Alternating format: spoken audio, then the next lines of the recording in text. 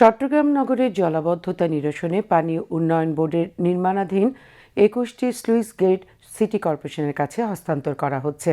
এ লক্ষ্যে দুপুরে city corporation ভবনে অনুষ্ঠিত হয় এক মতবিনিময় সভা। সিটি মেয়র ডাক্তার শাহাদাত হোসেনের সভাপতিত্বে প্রধান অতিথি ছিলেন পানি সম্পদ প্রতিমন্ত্রী ফরহাদ হোসেন আজাদ। প্রতিমন্ত্রী বলেন, স্থানীয় সরকার মন্ত্রণালয়, পানি উন্নয়ন বোর্ড এবং চট্টগ্রাম সিটি কর্পোরেশনের মধ্যে ত্রিপক্ষীয় সমঝোতা চুক্তির মাধ্যমে এসব স্লুইস গেট সিটি কর্পোরেশনের কাছে হস্তান্তর করা হবে। পরিচালনার জন্য সিটি কর্পোরেশনের কর্মকর্তা কর্মচারীদের প্রয়োজনীয় প্রশিক্ষণের ব্যবস্থা করা হবে। তিনি জানান, রেকর্ড বৃষ্টিপাতের অভিজ্ঞতা থেকে শিক্ষা নিয়ে জলাবদ্ধতা নিরসন প্রকল্পের অবশিষ্ট কাজ দ্রুত শেষ করার নির্দেশ দেওয়া হয়েছে, যাতে ভবিষ্যতের অতিবৃষ্টিতে দ্রুত পানি নিষ্কাশন নিশ্চিত করা যায়।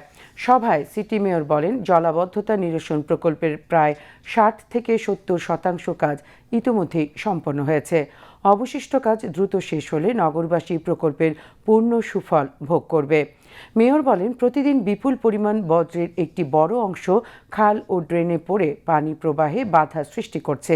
এই সমস্যা সমাধানে আধুনিক বর্জ্য ব্যবস্থাপনা ও জলাবদ্ধতা ব্যবস্থাপনায় একটি স্বতন্ত্র ওয়াটার লগিং ডিপার্টমেন্ট গঠনের পরিকল্পনা রয়েছে।